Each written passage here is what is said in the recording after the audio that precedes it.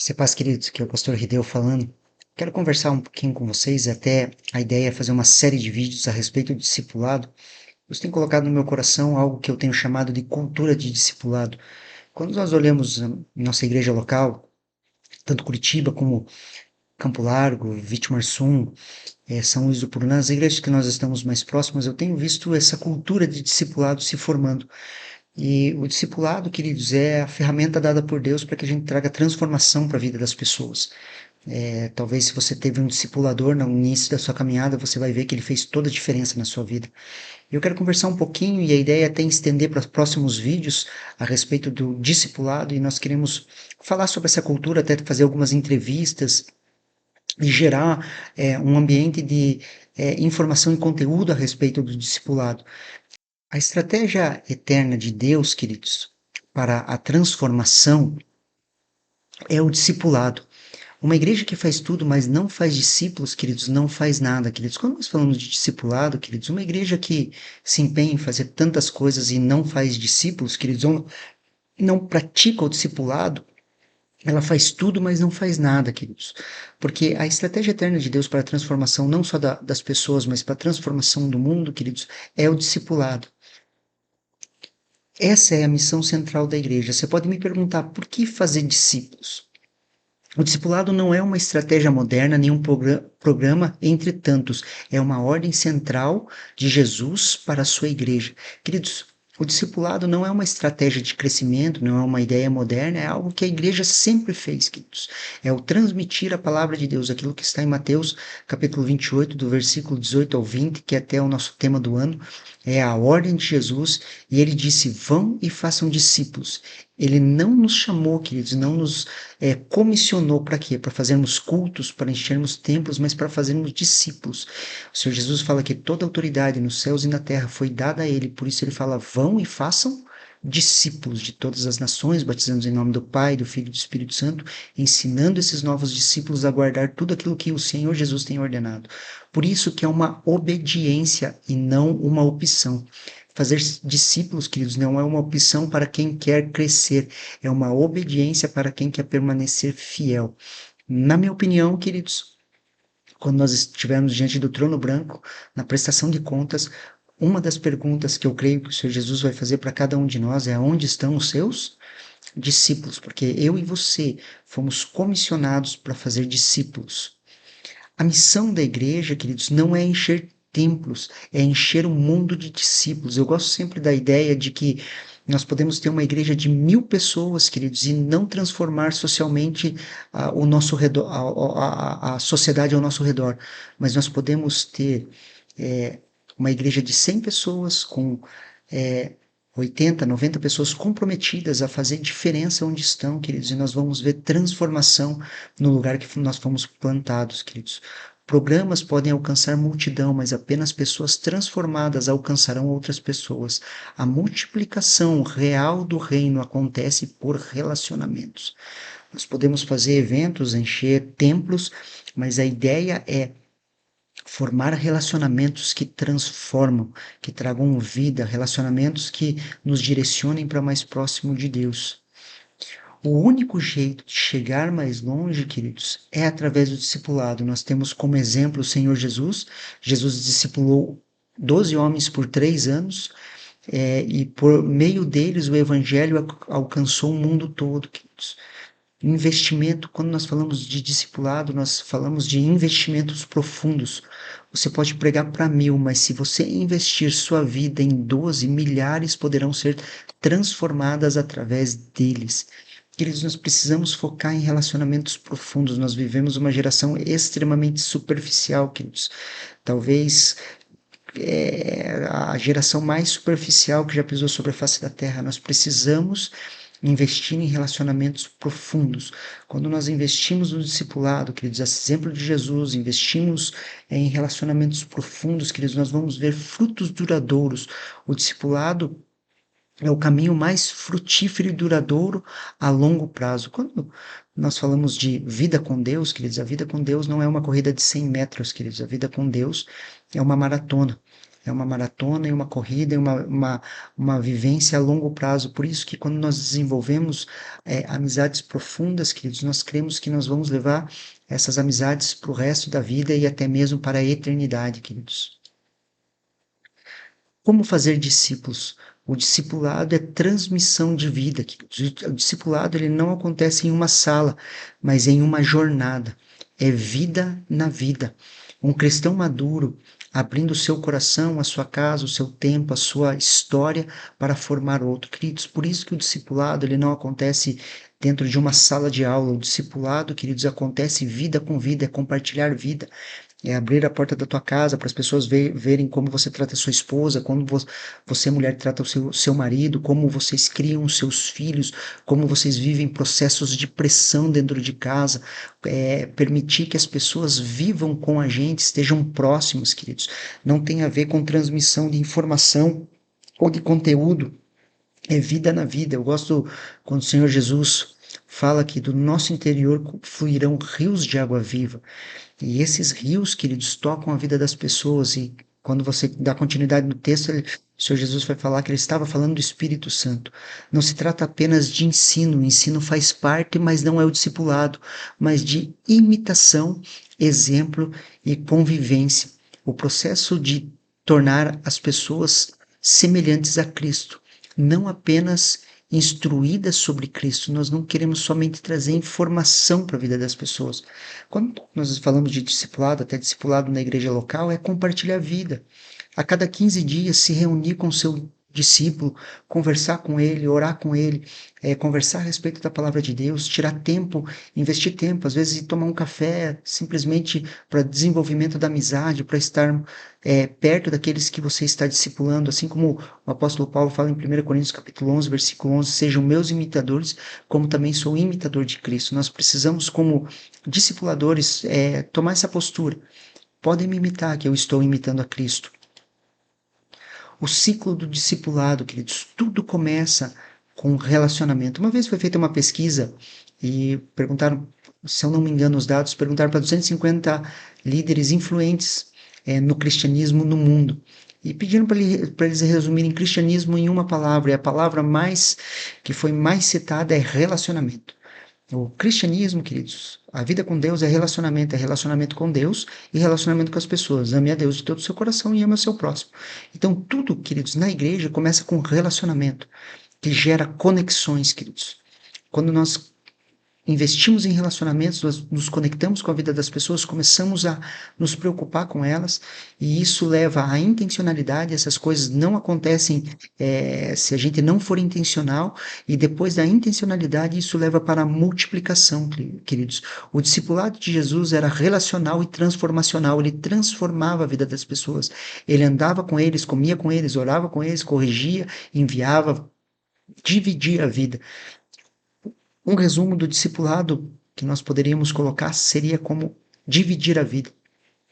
Se você te perguntarem o que é discipulado, é dividir a vida de Cristo com o outro, é estar próximo, estar junto, conversar, investir em relacionamento, conexão, ser intencional e multiplicar isso na vida de outras pessoas. A metodologia ou a maneira, o discipulado é pessoal, ele é a um, queridos. Não existe discipulado em massa, queridos. O discipulado é pessoal, individual, intencional. Jesus falava com as multidões, mas formava os 12, queridos. Quando nós falamos até da igreja local, nessa estratégia que nós estamos organizando, o discipulado, da maneira que eu e a Kellen sempre fizemos, sempre foi com um casal. Na medida do possível, com os nossos, nós nos reunimos a cada 15 dias, separávamos pelo menos uma hora e meia para conversar com eles, para poder orar com eles, para poder instruir até ministerialmente e conduzir a igreja. Então, nós sempre nos reunimos com o casal com a ideia que os dois se tornam um.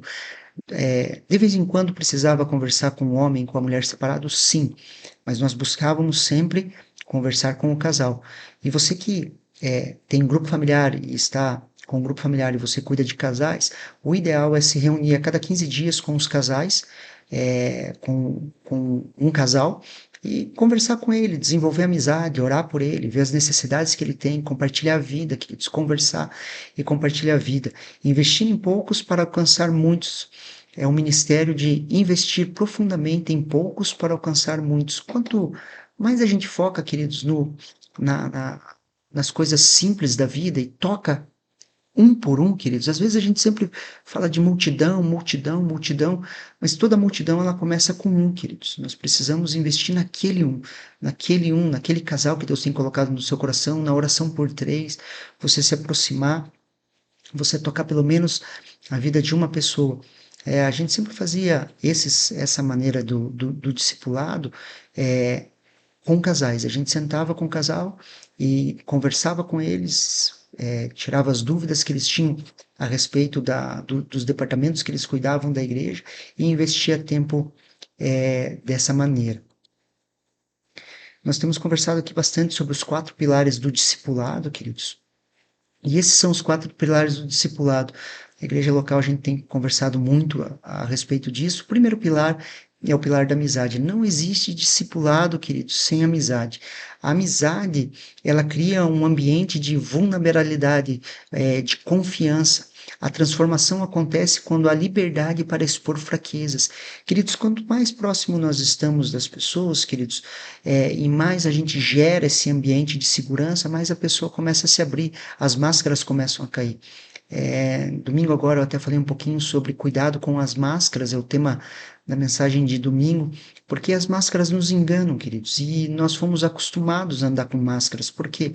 Porque fomos feridos, machucados, nos nossos relacionamentos nós sofremos, e quando nós encontramos uma verdadeira amizade em Cristo Jesus, queridos, nós começamos a ser vulneráveis, a gente permite que haja transformação. E quando nós falamos de fraquezas, queridos, todos nós temos fraquezas.